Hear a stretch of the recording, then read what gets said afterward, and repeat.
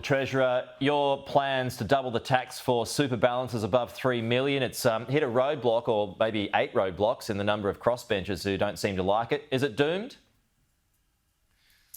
Oh, look, we made this announcement 2 years ago to turn what are very generous concessions for people with big super balances into slightly less generous concessions for people with big superannuation balances. We remain committed to it. The Senate has expressed a view on that on a couple of occasions, and we'll keep working to implement it because this is one of the ways that we fund the cost of living help, or strengthening Medicare, or the things that we want to see in our budget in the most responsible way.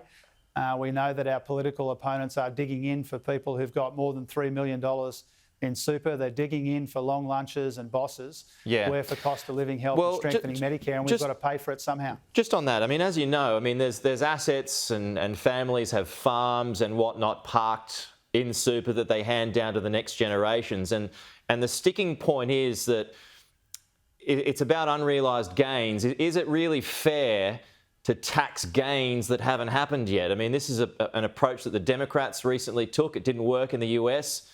So is it something that you're going to have to wind back? Well, first of all, we did heaps of consultation and this was the best way to go about it. Secondly, there are other parts of the superannuation system where unrealised gains are calculated.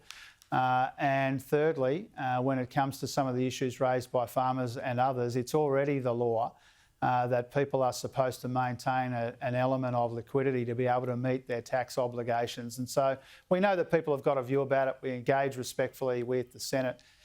We would like to pass those tax changes so that we can pay for our efforts to strengthen Medicare and provide cost of living help because we think that's the most responsible way to go about it. All right, one more, Treasurer, because I know you've got to go.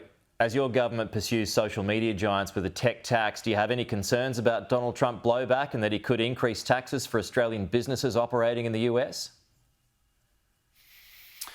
Oh, look, we expect there to be policy changes out of the US. We're confident we can navigate those policy changes from a new administration. We're well placed and well prepared to do that. When it comes to the news media bargaining code, what we're talking about here is just implementing a change that began in 2021 under our predecessors. It's just about making sure that the tech platforms make deals with the media organisations to reflect the value of the media that's presented on those platforms. And so not an especially controversial change.